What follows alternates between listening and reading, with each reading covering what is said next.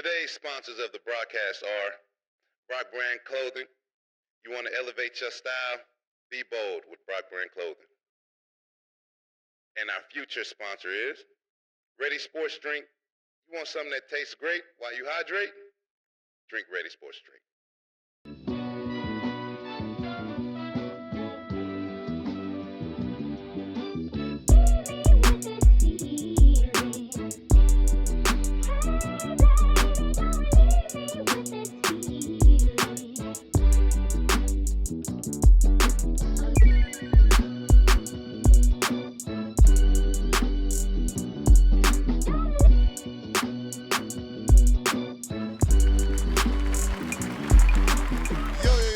What it do? It's your boy Brock, and this is the BrockCast. We live in 2025, man. Hey, happy New Year's to everybody.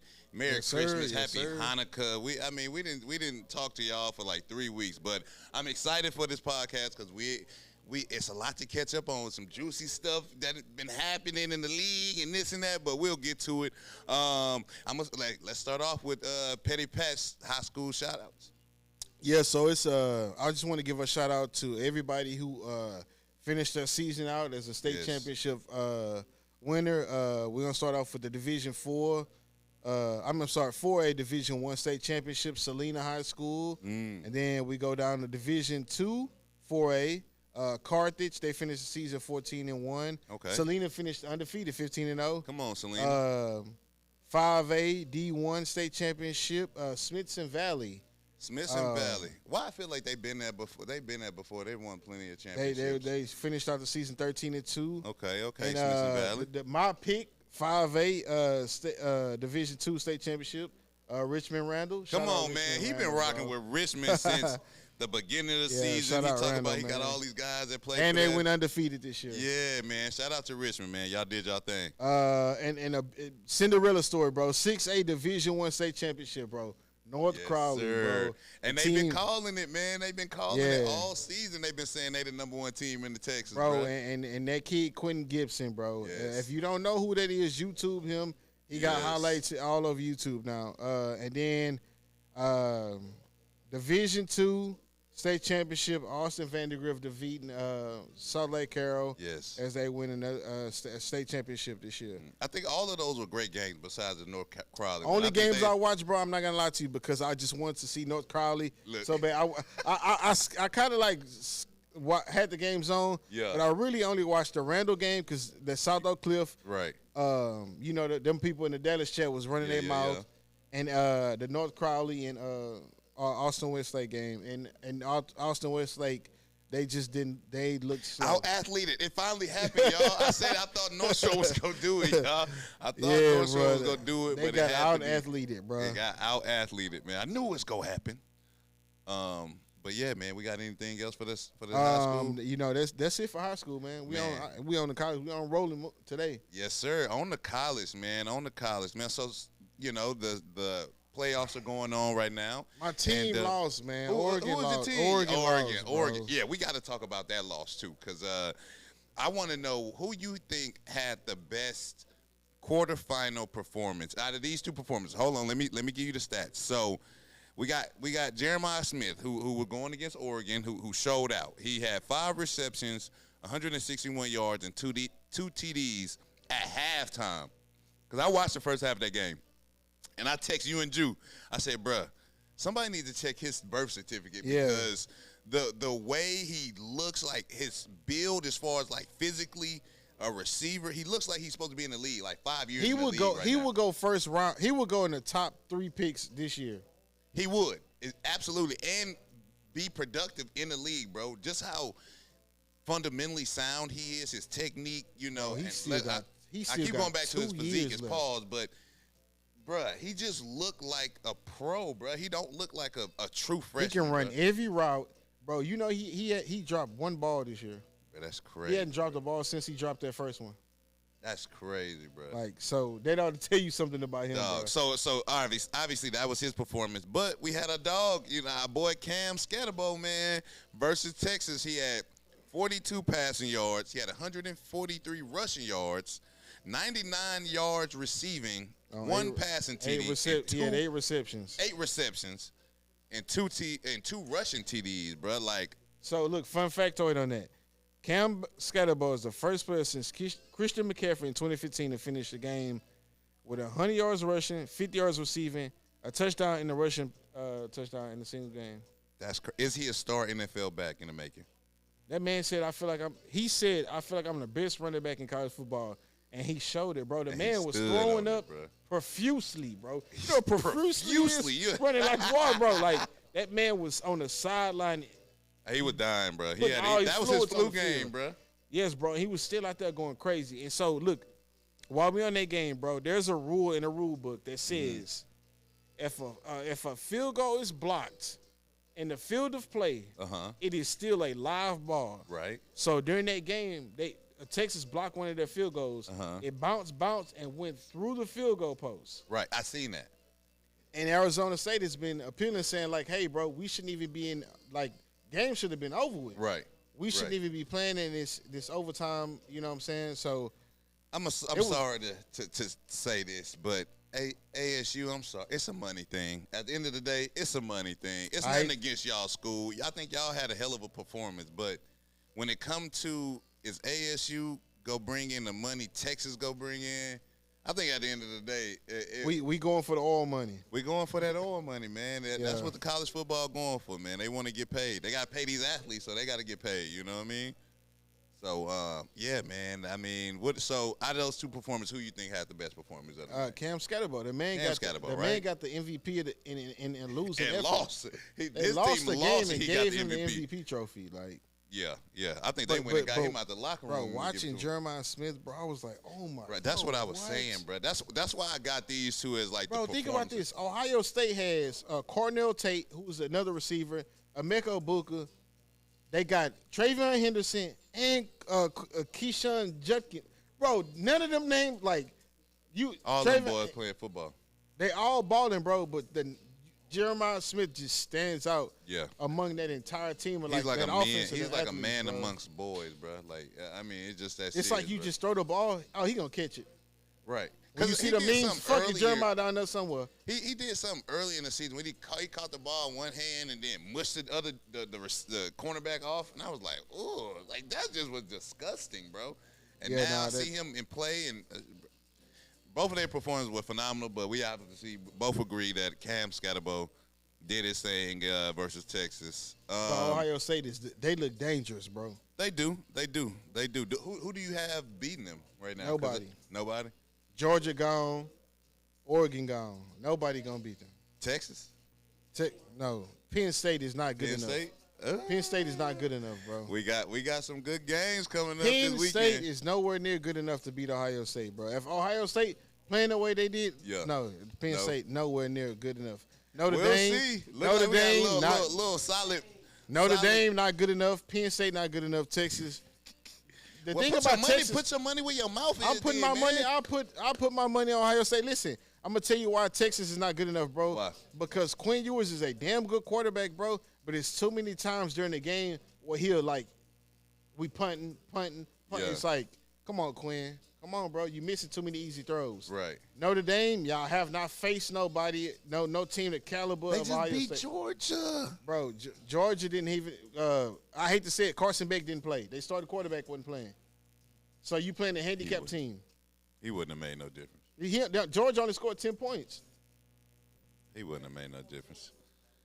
Yeah, I don't think he would have made that big of a Notre difference. Dame, listen. We see this happen all the time.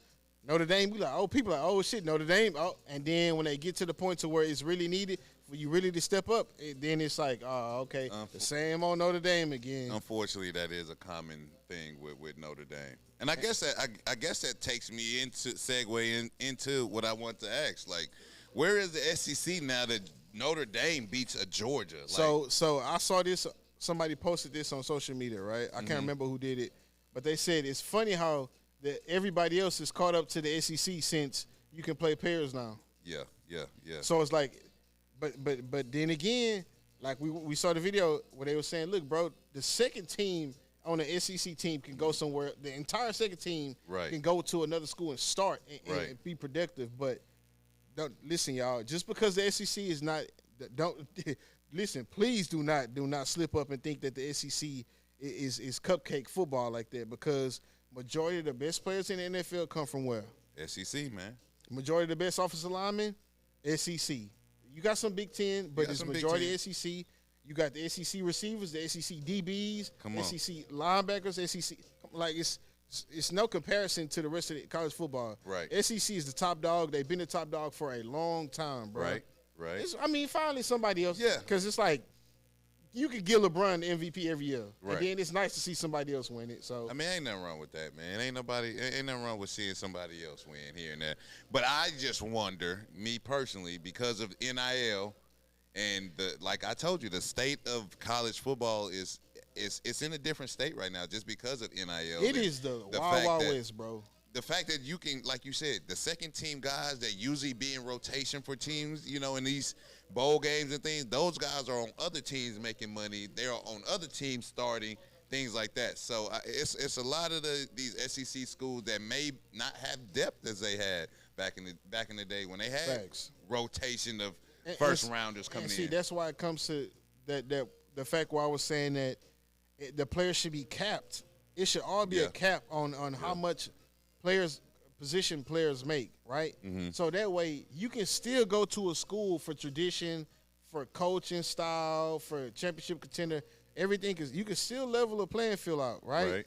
But it's like now some of these kids are making mistakes, and you see these kids going to you done went to 4 schools. You went to a different school every year your college football career, bro.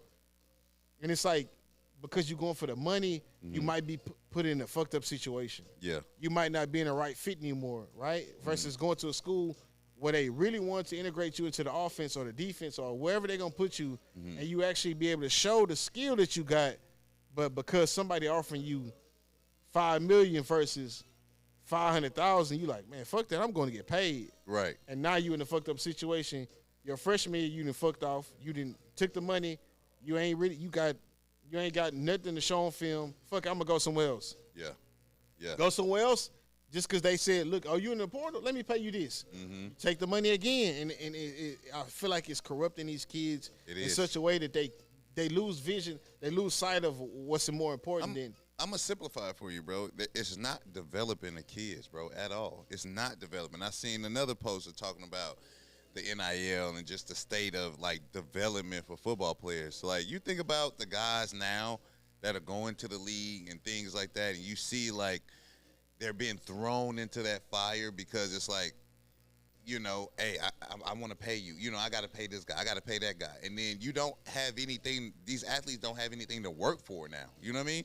So a lot of it is just they're giving everything that they get. And then when they get to the league and you get hit with a rude awakening on, like, okay, this team doesn't have to have me. Like, they can move on without me. And they do that.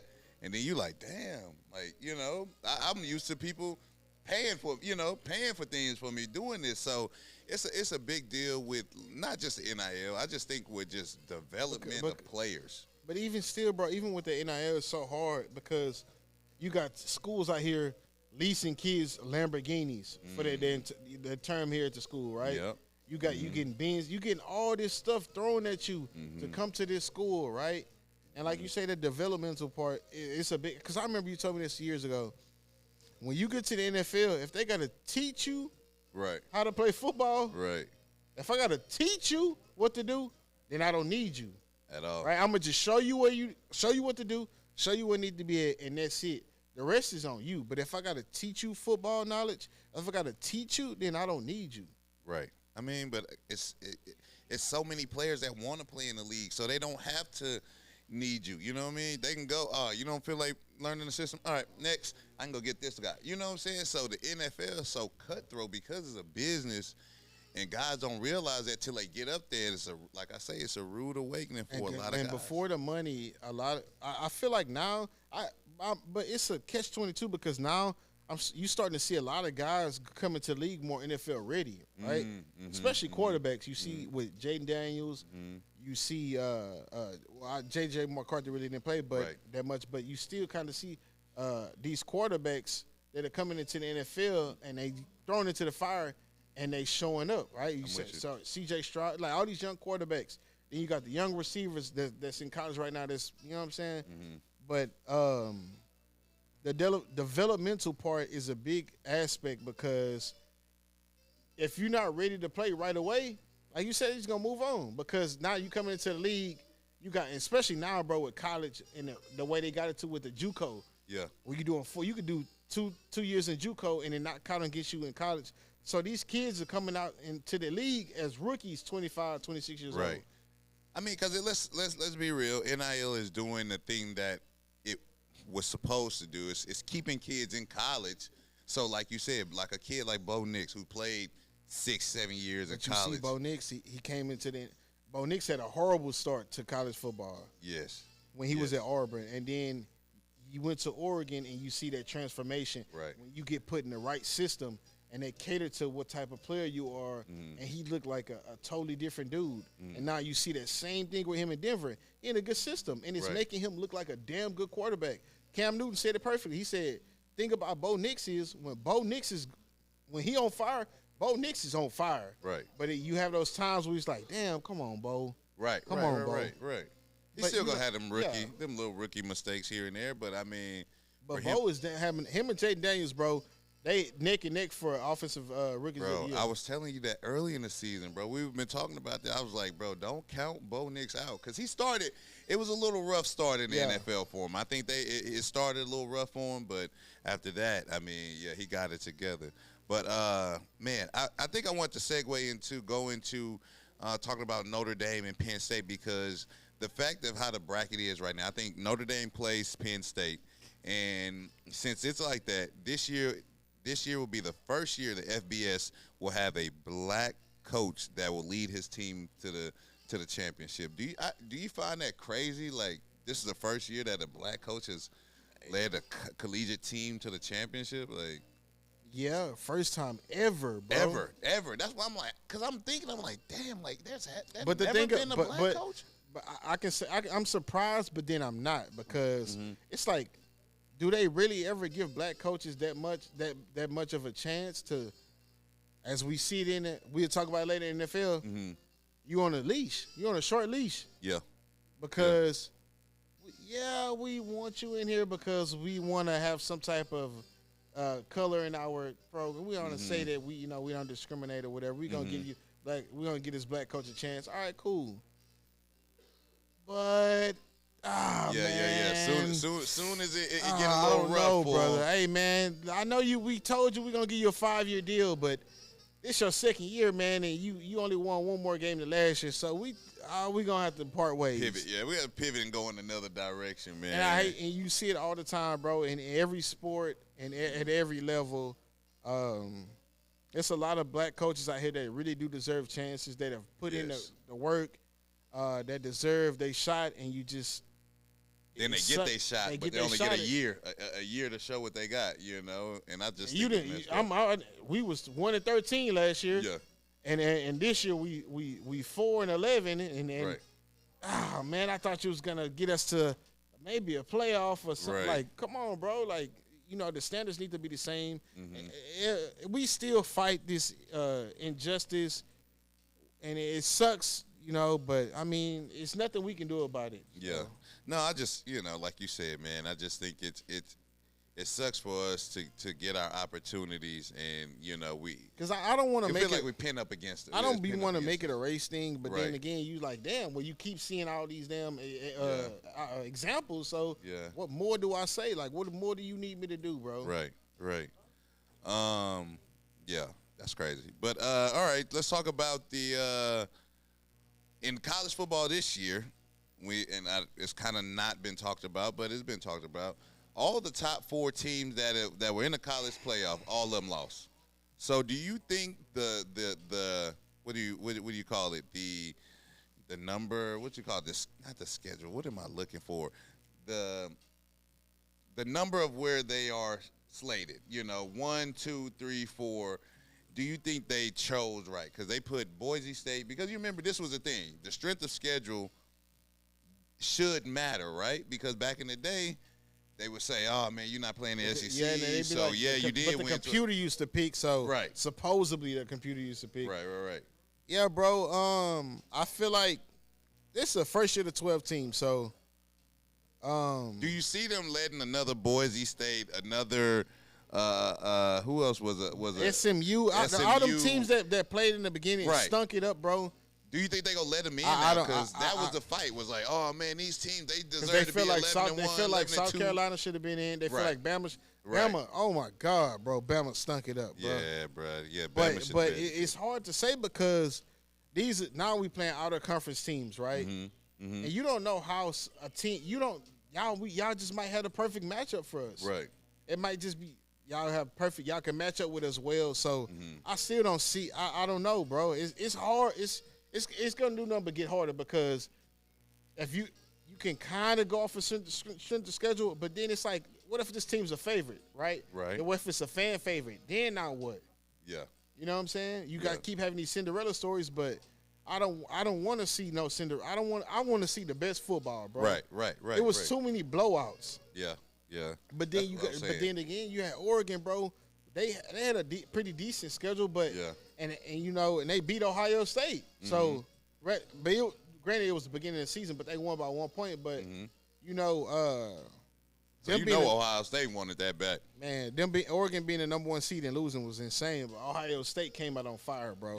Yeah. They came out with it on bro. I'm telling you, bro. Jeremiah Smith didn't look like it was nobody out there that can guard him, bro. It wasn't. Like, damn, I had to was double I was watching the game. I was like, God damn, let me take back and see if he's watching this game. He caught a pass on 3 people, bro. I was like, bro, he just looked different. He looked like Megatron out there, bro, catching on them dudes, bro. Calvin Johnson was different. Calvin Johnson was different in the league and in Georgia State. I'm telling you, dog, and looked different. Let's be honest with you. He was in college. I was like 6'5". I'm not gonna lie to you, bro. That Texas and Arizona State game had me on a roller coaster ride, bro. You wanted Texas. I mean, obviously, them scoring, them getting first downs on 4th down, them scoring on the last. I'm like, God, oh my, bro, that was insane. Yes. And it's like crazy, bro, because people keep wanting to push Quinn Ewers out. Like, we want Arch. Bro, if Arch Manning was ready to play this year or play in these playoffs, bro, trust and believe he would have been out there, bro. Yeah. Quinn Ewers is giving y'all the best chance to win. I'm not knocking Arch Manning, bro, because this team is yours next year. Right. Whether Quinn Ewers stay in college or he leave, right? The team is yours next year, Arch Manning. So he gonna have his time to shine. That's what I'm saying. He goes. I don't think Arch Manning is like, hey, bro, like I need to be on the field. He's like, man, sitting back, like, hey, bro, do your thing. When y'all need me, y'all need me. When I'm gonna just chill back here because I know next year I'm gonna do my thing. You know what I mean? So. Man, Quinn Ewers, get the job done, man. My man Pat over here sweating because of you, dog. Yeah, but I got my money. My money still on Ohio State, bro. His money on Ohio State, y'all. So, Jew, who your money on, man? He got his money on Ohio State now. So Jew was talking about Texas, I think, or Penn State, one of them. Okay. Yeah, his money. Oh, Jew, man, I need to take Jew money too, man. Jew talking about Penn State. Penn State ain't gonna beat Texas. Who you got? Who you rocking with? Texas? I'm rocking with Texas, bro. I'm rocking with that SEC, man. I think I got to, man. The SEC. I doubt it, man. They not playing Arch Manning. It's weird saying Texas in the SEC. They've been in Big 12 so long, but the SEC, man. I'm going for whoever in the SEC. That's who I'm going for. We got anything else collegiate-wise? That's about it for college football. Man, that's about it, until the playoffs until these Final Four get going. Yeah. So let's go into NFL. So I think my first little breaking news of the day, and I thought it wasn't weird. Cause I wasn't really shocked, but I was like, damn, bro, why every time? And we just got finished off the subject is two new first-year head coaches, black head coaches, have been fired in the NFL. So Gerard Mayo for the Patriots and Antonio Pierce for the Las Vegas Raiders. And both of these are ex-players. So, man, how do you feel about that, man? Like, I know we kind of briefly talked about it. I feel like it's unfair because name one player on the Raiders offense. Brock Bowers. That's it. Outside of Brock Bowers. I don't know. That's it. Name one player on the defense outside of Max Crosby. I don't know, bro. Name one player on defense on the Patriots outside of Gonzalez, the cornerback. Bro, I don't even watch Patriots football, bro. My point exactly, bro. So, in the quarterback, Drake Mayo, or you got Joe Milton. It's like Joe Milton, my guy, though. Joe Milton. Joe Milton, my guy. Joe Milton, my guy. But it's ain't no race thing. I think the motherfucker just got an arm on him, bro. The Raiders and the Patriots, they need some like a throwing arm. Yeah, throwing arm. Pause. The Raiders and the Patriots need more weapons. They need some weapons on offense. They need some weapons on defense. Mm-hmm. And you giving coaches 1 year, you know. Patriots, they didn't know really. We don't know what we got at. We don't know what we got at quarterback. We don't know what they gave him. We still trying to figure that out at quarterback, right? Right. Raiders, I don't even know what's going on with the Raiders because we don't really get a lot of Raiders games. So I'm all kind of just seeing that stuff on ESPN or whatever. But I just feel like it's an unfair chance. 1 year, bro. Well, my thing was, Max Crosby kind of like stood on the table for Antonio Pierce. You know, he was like, hey, this is my guy. Hire my guy. He's going to get us there. But it's like you didn't give him anything to work with. You didn't even give him any chance to build anything, man. It's first year, it's like one of those years to where let me see how he gets through the season, right? Let me see if I see some good, it's obviously it's going to be some bad. You're a first-year coach. Let me see how they get through the season. Mm-hmm. Let me see what type of play calling he has. Let me see how he handles his staff. Mm-hmm. Let me see what the players are saying about him. Let me see what the staff is saying about him. Right. People in the building, you know, not just – I want to see what type of person he is as a coach. If people around the building like him, the players are okay with him. If you know, let's see how this works out. Right.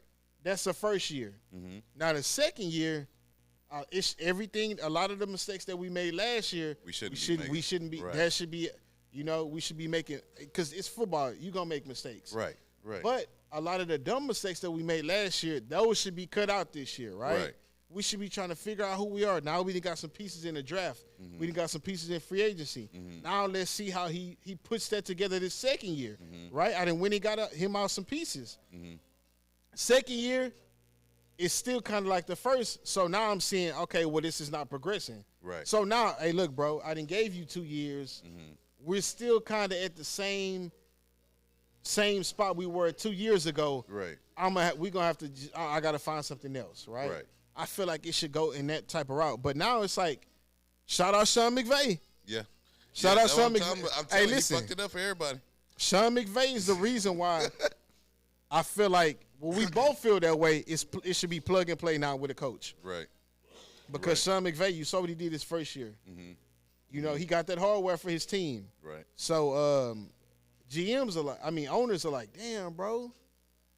How you know what I'm saying? Right.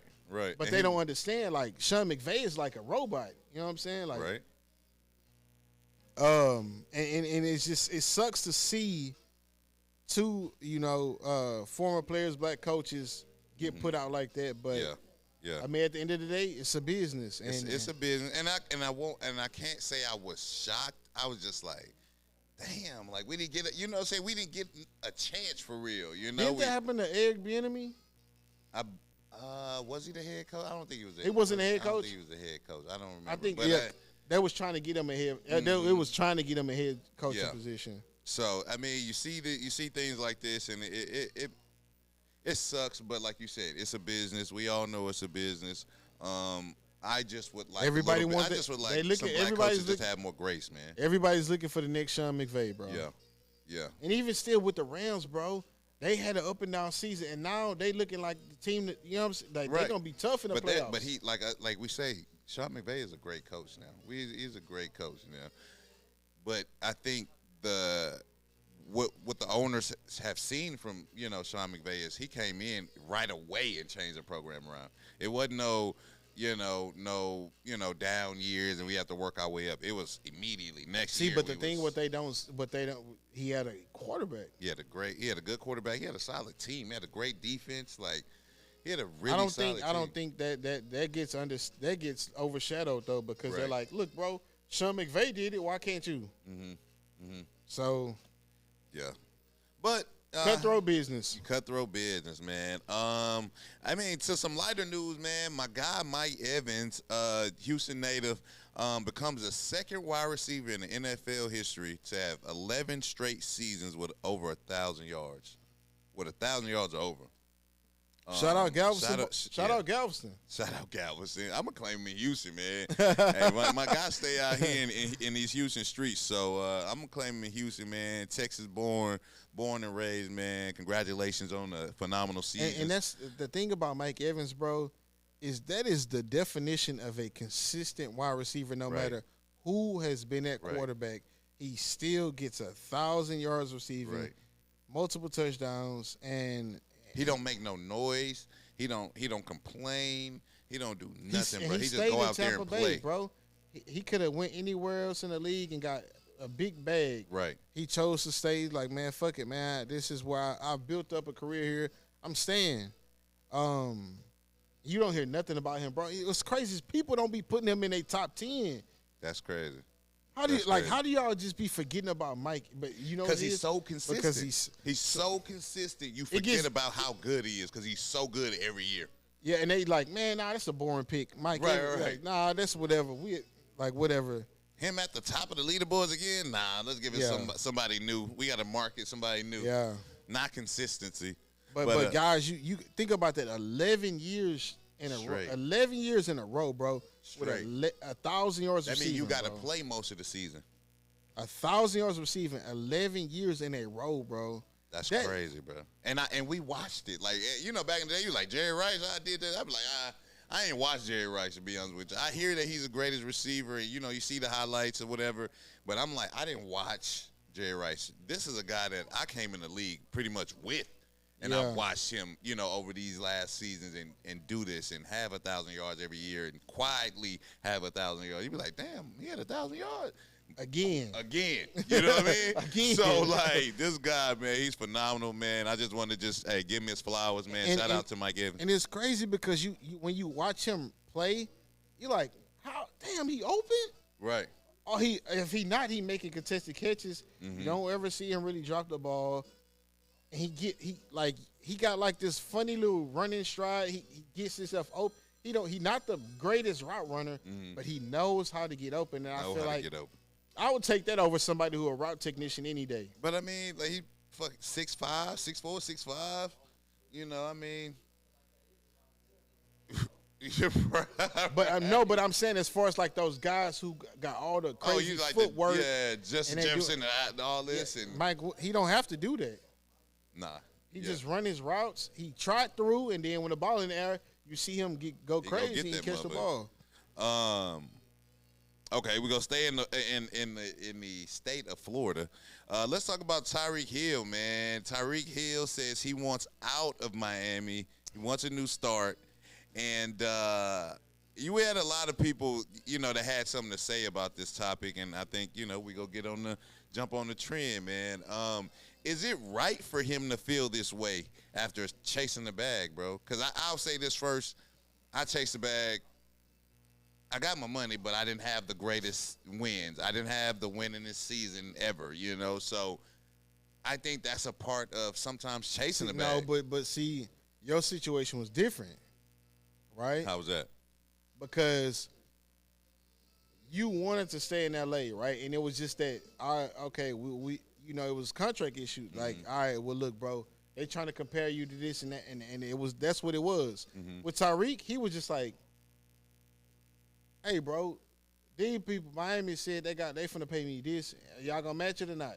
All right, bet I'm out. And then you get there, and then you start trying to compare Tua to Mahomes, like they comparable. Right. No knock on Tua, Bama boy, but you're not Patrick Mahomes. Right. You can't, like, Tua has an issue with being able to stay on the field. Right. And that's something he has to fix for himself, because when he's on the field, he's one of the most accurate quarterbacks in the NFL. Right. And you vouch for him, because I'm like, But when you look at his stats, yes, Tua is one of the most accurate quarterbacks in the NFL. And people don't like. I don't know why people hate him. I don't know why, bro. You can't. I don't hate him. I just, know. But a lot of people hate Tua, but they hate on Tua, bro. I don't understand it. I don't understand that. Whatever. I just, you know, for me, I'm like, I understand where Tua is. You know, I don't think like he's the best quarterback, but he'll get the job done. He just can't stay healthy. He can't stay healthy. Issue. Yeah. But Tyreek, bro, you this is what you wanted. Not you made. They said, this is so cliche. You made your bed. Now lay in it. Yeah. Now you want to run because things aren't. What about your boy, and I feel like they just fucked over Odell. He went there, they weren't throwing him the ball. He was just like, bro, what the hell am I doing? Like, yeah. Then you got Jalen Waddle. Like, so y'all got weapons there. Jalen Ramsey looked like he went out too. So I don't know what's going on in Miami, bro. That team, they have a pretty decent defense, bro. It's just like the offense just can't get it together because Tua's not on the field long enough. Right. Because you had last year, like, they scored 70-some points on Denver, and then the next couple of weeks after that, they barely scored anything. So, but think about this: Tyreek Hill said he gonna finish out his contract in Miami, and then he was gonna retire. So now you going back on your word. Yeah. So what do you like? So what I understand your frustration, bro, because it was games where he didn't they weren't giving him the ball. They trying to force him the ball. Shit wasn't going your way. I understand that Tyreek Hill, one of the best wide receivers in the NFL, bro. One of the best receivers we've never seen. Right. Probably one of the fastest receivers we've never seen. But it's like, okay, let's put this perspective, right? You go somewhere else, and the same thing happens. Then what? Yeah. Then what do? Right? So it's like we all want to go to championship contenders. We just don't want to do what it takes to become a champion. Right. We just want to go somewhere and then playing with Mahomes spoiled you. Yeah. Playing with Mahomes spoiled anybody. It ain't just bro. Mahomes. It's the culture. It's the head coach. It's the let's be real. Patrick Mahomes. We would say is a great playing player. in Kansas City. Playing in Kansas City. Let's be honest with you. And I don't give a damn what you say. Oh, Miami's city life is probably great. You're right. But that culture, that Midwest, they got the coaches. I can get. He's a player's coach. You could tell he's a player's coach. Right. What was it, Mike McDaniel?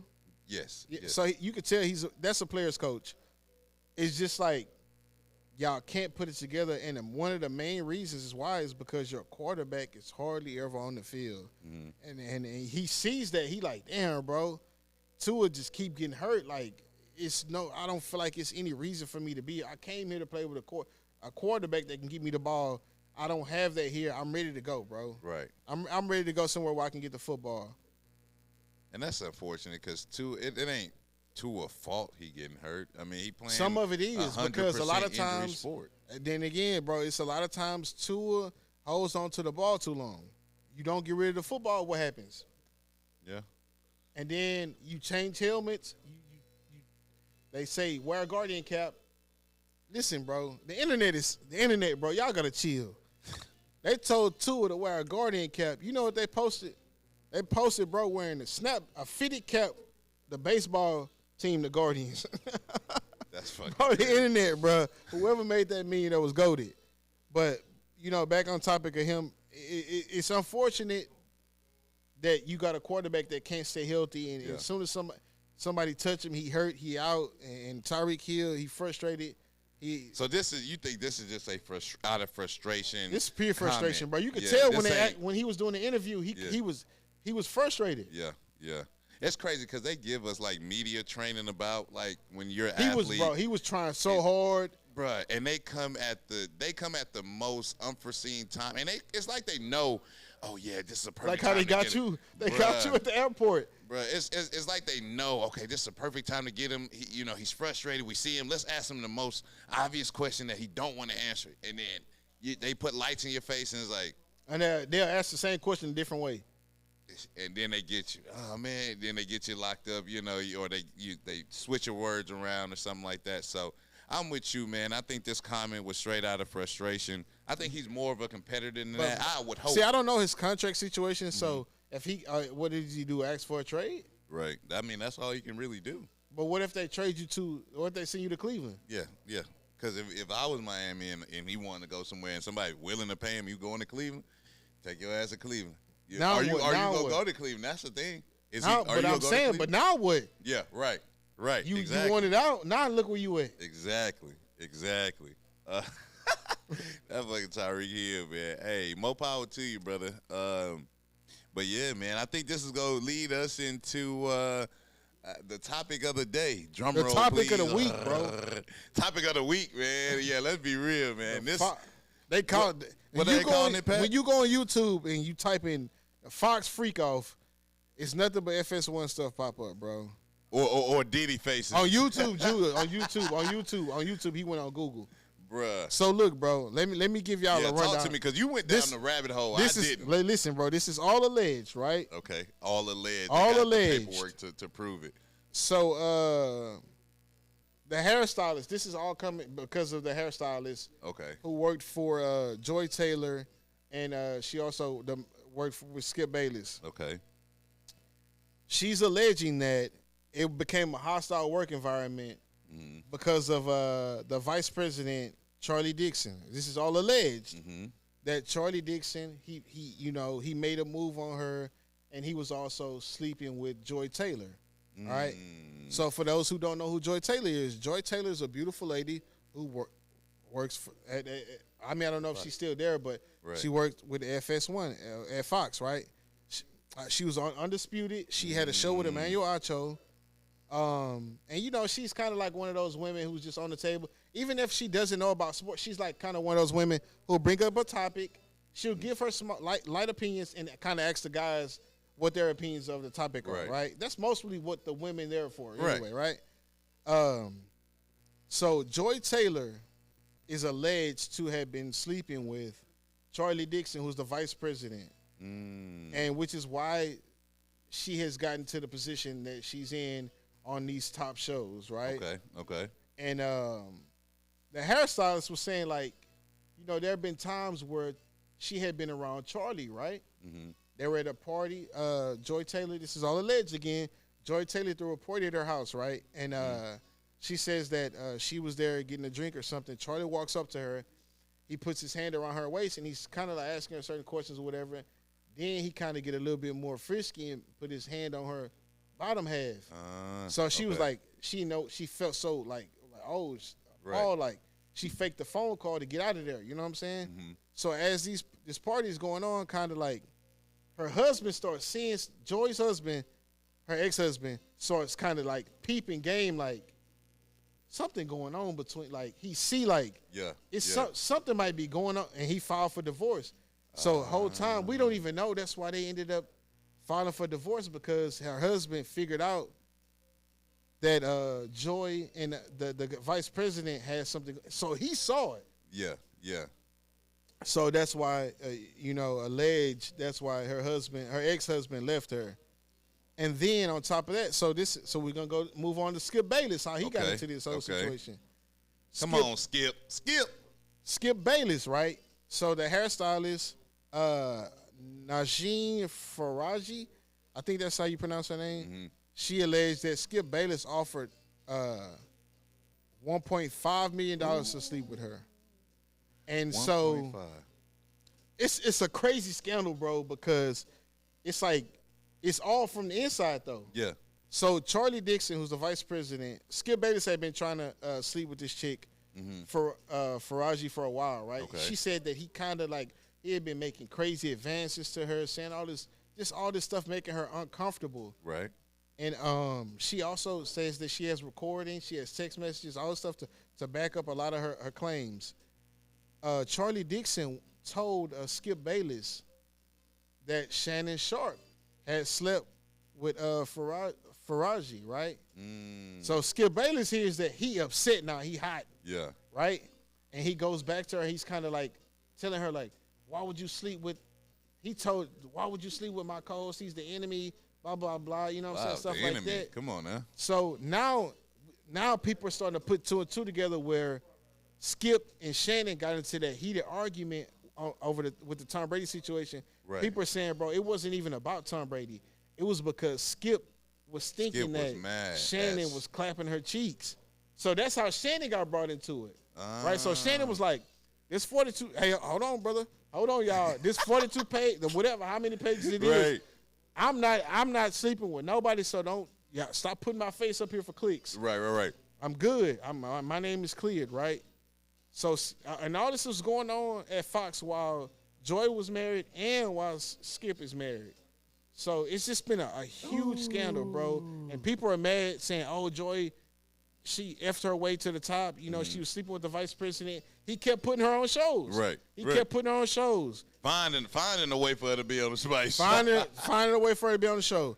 Then she had a show with Emmanuel Acho, who everybody had been saying, bro. We've been hearing about them sleeping around for a while. So, wow, okay. And then you have a video of Emmanuel Acho recording her, like getting ready for the show. She getting ready. He like, damn, bro, how you even? You know what I'm saying? He kind of like up bigging her, creep, gaslighting her. You know what I'm saying? So everybody's been talking about it, bro. Marcellus Wiley and Jason Whitlock, bro. Jason Whitlock. Yeah, speak on Jason Whitlock, because you had. He said, I gotta take my glasses off. He disliked. He disliked Jason Whitlock, bro. Take my glasses off for Jason Whitlock, bro. Hey, come on, man.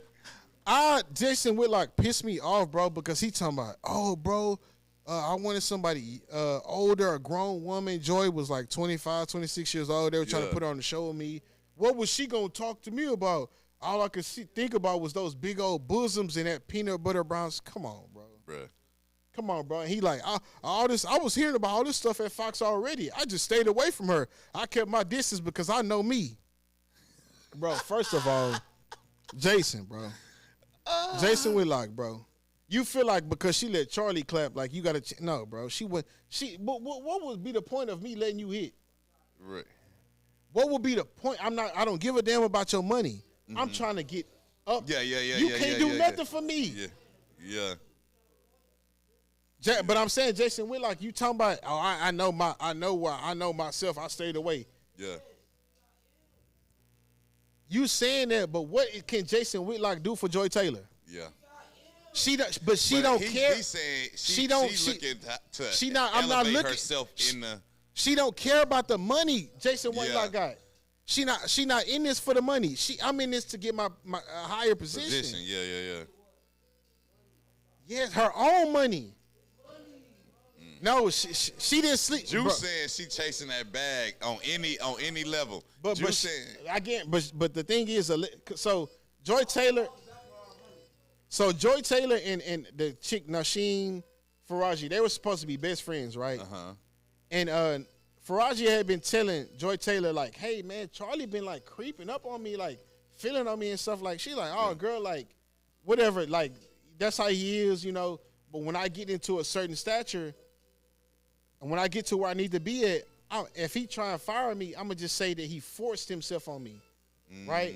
So that was her end all be all. Like when I get to where I need to be at, I'm gonna get him out the picture. Like if he try and get rid of me, like all right, that's cool. I got something for you, right? So that was her end plan. But Faraji was just like, but why am I, like you just gonna let me sit here and deal with Skip and deal with him? It's like, so that's why she said. It was a hostile work environment. But my whole thing with her is you keep saying, oh, I didn't say that because I'm a single mother. I need the job, blah, blah, blah, blah, blah. Right. But why would you go and tell Skip about your financial situation, about you having your medical issue that she had? I'm not going to expose her business. Like, y'all can go look that up. But why would you be telling Skip, oh, I need this amount of money. I'm going to, that's not something you know what I'm saying? Right. I kind of keep it professional. That's kind of where, like, if you know he creeping on you, why would you bring up a money situation to him in the first place? So I kind of felt like, damn, well, I don't want to downplay nothing because women deal with this all the time, bro. Right. And people are mad at Joy Taylor, but you got to think about it. Men have been doing this from beginning of time. They backstab their homeboys to get to a high. They backstab people in their family. They've been doing all this creepy, like weird stuff to get to where they need to be at in a certain industry. And you hear it all the time. Fuck their way to the top. Right. Listen, she doing what she got to do to get where she need to be at. And can you blame her? No problem. Can you blame her? No, because women get looked down when it comes to people talking about in the sports industry. Let's just be real. Yeah, motherfuckers don't. If there was an all-woman panel on ESPN all the time, it was to be like, man, what the hell can she say to me about sports? Yeah. Right. Yeah. So that's why majority of the time it's just one really pretty lady, and then you have a bunch of dudes, and there'll be times where there's multiple women, but it won't be for long. Right? Because who else you gonna listen to? Malika Andrews? I don't fuck with Malika. A lot of people don't fuck with her, bro, because of the simple fact. Malika Andrews is one of those type of women or those analysts. I'm gonna look for all the dirt. Yeah. That's what I'm gonna do. That's my story. right? Not about the stuff that you do in your community. I don't give a damn about your community. Right. She want to get the dirt. I want to see what you've done to fuck up that could possibly fuck up your career before the draft or during the season. Like that's why I don't like her, bro. I haven't liked her since she put a story about the kid who got in trouble. I can't remember his name, but his mom was getting jumped. So he get into the fight. He helping his mom out. Why would you bring that story up before the night of the NFL draft? Right. Don't make no sense. And it's like I see her doing stuff like that. Corey Holcomb got on her ass. I love Corey Holcomb. Shout out Corey Holcomb for that. But it's a crazy situation right now in Fox.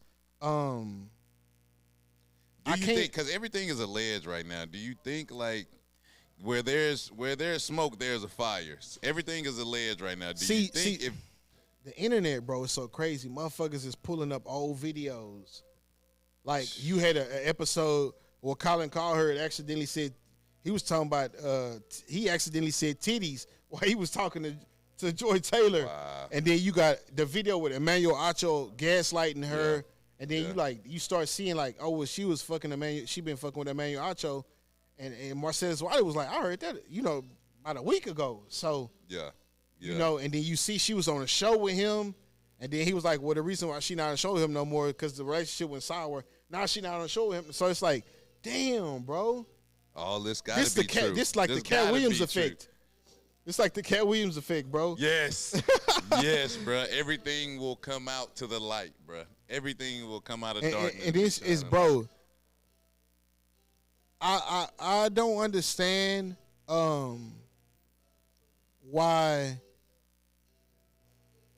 people are so, like, up in arms about a woman doing this to get to the top. Right. Because it happens, bro. You got to think about it. These are beautiful women that they cast on these shows, right? You're around a bunch of men. Yeah. Every day. Yeah. What do you think is going to start happening, right? Yeah.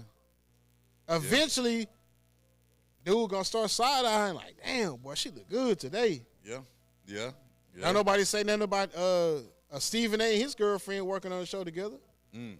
Molly, they can sit up and say that, man, that's another story for another day, bro. Yeah. It's the reason why Jalen Rose left, bro. It's the reason why Jalen Rose don't fuck with Stephen A. Come on now. Wow. Hey, come on now, bro. Wow. Okay. I didn't know that was a thing. I try to stay out, man. I try to stay out the loop. Because it's too much going on in these streets, man. But this is my thing, bro. I understand that, like, the lady she said that she's suing because it was a hostile work environment. Right. My only thing is with Joy, right? I feel like you should have kind of like, I feel like if Joy would have defended her a little bit more, like, hey, Charlie, like, kind of stay off for her, like, blah, blah, blah, blah, it wouldn't have been as bad. But then when she got fired from Fox, they start cutting her hours, and she got fired. She's like, fuck this, I'm finna sue y'all.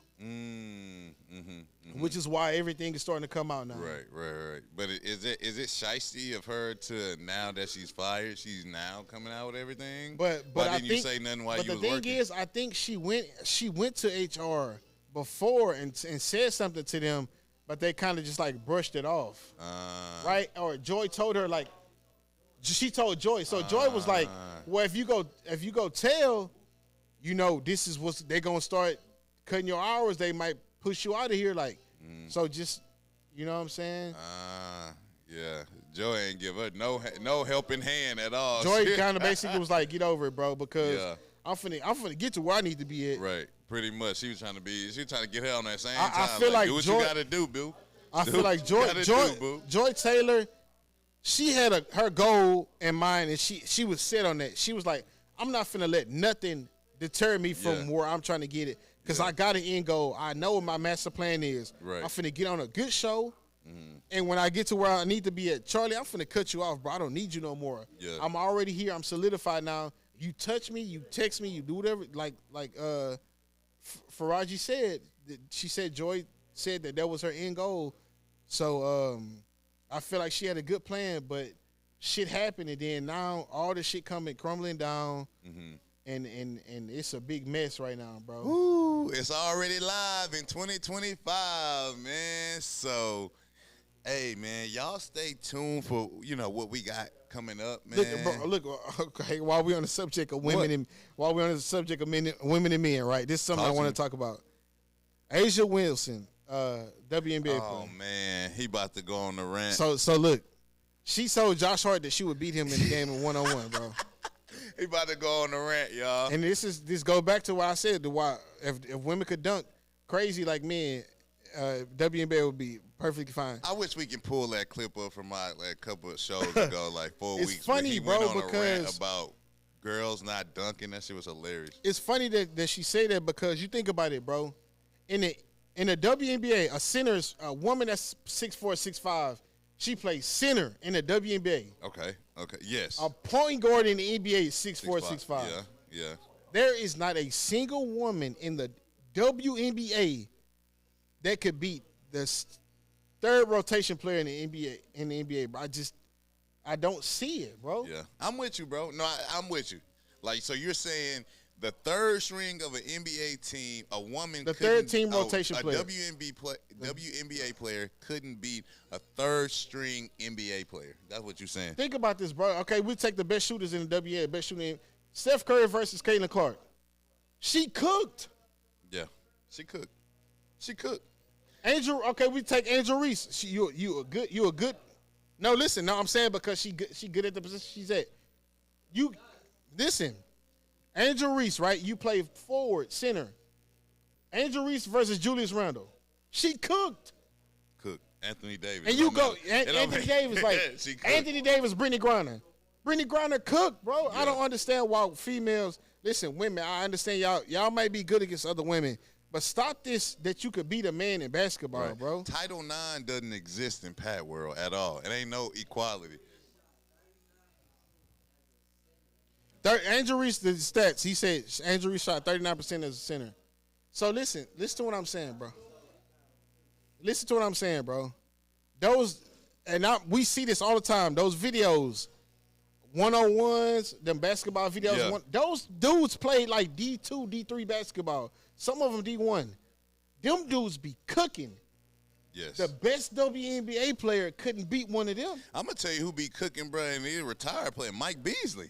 Michael Beasley, bro. Mike Beasley, Michael Beasley, bro. He's in one-on-one, bro. Listen. And I'm not taking nothing away from the women in the WNBA, but y'all need to stop this foolishness. Jeff Teague said it too, bro. He was like, bro, no, bro. Y'all getting Juju Watkins, one of the best players in college basketball. Yeah. You were getting cooked by D2. Oh, D2? Bro, listen, bro. It's a million D2 basketball, D3 basketball, men basketball players, bro, that will cook the best D1 women's basketball player. Yeah. Ain't no woman in the WNBA, bro. Bronny James, bro, he cooking them. It's sad to like really jump on. I'm not trying to downplay it. I'm just saying, like. But you are right. I don't think there is a woman NBA player that can beat a male NBA player or a male JUCO D1. Think about this, bro. What if they did this, right? Imagine this, right? End of the season, they have a WNBA All-Star game. Right. WNBA All-Stars versus me and NBA All-Stars. I would do me and JUCO, like me and G League. G League. All-Star JUCO. No, G League then. No. WNBA versus the G League. The G League cooking them. They cooking them, bro. Cooking them. Crazy. And that's not even the NBA, bro. Because if you do NBA All-Stars, think about this, bro. I'm going to go Steph at the 1. Steph at the 1, bro. Yeah. No, listen, I'm just saying. It's overkill. But I'm just saying. It's overkill. Okay, we'll go a little bit lighter, bro. Do Rising Stars, bro. But I'm just saying, like, but I'm just trying to say, like, women is nothing comparable, bro. Yeah. It's not. And these women be saying, we want equal opportunity. Y'all don't even play with the same size basketball. Bro, y'all done got him started, bro. That's what I'm saying. So what's the name? What's the name? Started Wilson. Asia Wilson. Asia Wilson. Don't get Pat started on this. She said she'll beat Josh Hart in the game of one-on-one, bro. And so y'all know Pat don't watch WNBA basketball at all. Like I watch highlights. But I'm telling you, bro, if it was the equal version of Caitlin Clark, if it was a woman in the WNBA that could dunk, as equally as good as Caitlin Clark could shoot, the WNBA would be more exciting, bro. So you saying just stop? They just need to stop comparing themselves to men. If they just stop comparing themselves to men, think about this, bro. Be good. They're taking money from NBA players' contracts to pay these women. Right. That should tell they're you not getting paid because people don't. It's not exciting enough, bro. I'm with you. You got 5'7", 5'8" guards in the WNBA. Running pick and rolls, laying. Bro, think about that. Y'all point guards. Isaiah Thomas will cook every point guard in the WNBA. And he's 5'7", 5'8". You've made your point, Pat. I don't think a woman. I'm just saying, bro. They gotta stop the nonsense, dog. Women dunking, women basketball. Lower the goals to 8 feet. And it might change. You say if they lower the goals 8 feet, they start dunking. If women can start getting posters, the WNBA will start looking a little bit more attractive. Why do you think they haven't done it over all these years, though? I don't know. Right, like why? Because why y'all lowering our goal? We want equal rights. First of all, let's start with you don't even use the same size or the same color basketball. Yeah. My man Pat don't like WNBA basketball. I do like. Listen, I'm not gonna. I'm not gonna say I don't like. I like all sports, right? It's just that when the WNBA women basketball is not comparable to men. It's not even comparable to. We watch March Madness more than we watch WNBA games. Yeah. Nobody give a fuck about college basketball until March Madness. Yeah. I don't give a fuck about basketball until the playoffs. Playoffs or March Madness anyway. But that's what I'm saying. Even when the WNBA playoffs, we be like, oh shit, they had a game today. Yeah. Oh yeah, you definitely be shocked that they won the championship. You're like, who won the championship over with already? They didn't play the whole 5-6 game series. Damn. Hey, you ain't even seen that motherfucker. You ain't seen not one game. Not one game, bro. I know I have it. Ah, that's terrible. I hope but the thing is, I'm telling you, if they lower the goals to about 8 feet and women start dunking, women start getting posted, then now, okay. Okay. It look a little more attractive now. Shaq said it himself. Shaq said the same thing. He was on Angel Reese podcast, bro. Mm-hmm. He said they need to lower the goals and women start dunking more. Dunking with some panties on. But Shaq a freak, though. Shaq was crazy. Ain't got no wife. He ain't got. You know what's crazy, though? I get him because remember the Lingerie Football League? Yes. Hey, if y'all don't remember the Lingerie Football League, go on YouTube or Google it. On that last, that ain't but last. I'm just saying. But who watching that? But it's not televised because kids gonna be. But people take their kids to the game. But people gonna be. But I'm saying. People is gonna watch this. It don't make I'm not trying to sexualize women because they already sexualize enough. But I'm just saying it's like if you wore some little bitty small shorts and y'all was dunking, I don't know, niggas bro. Be tuned in. Yeah, baby, I gotta go watch the game with the fellas. We go watch the WNBA lingerie game because it is some beautiful women in the WNBA, but you don't be knowing it until you see like their Instagram and shit. You be like, yeah. Who is that? She in the league? Nah, right. Ain't no way. But yeah, you got anything else besides WNBA? You lower the rims, bro. Lower the rims at the end of the day. Lower the rims, man. Yeah, man. Y'all stay tuned. Like, share, subscribe, hit that notification bell. And if y'all been rocking with us from the beginning, y'all know the motto. Don't get ready, stay ready. Peace.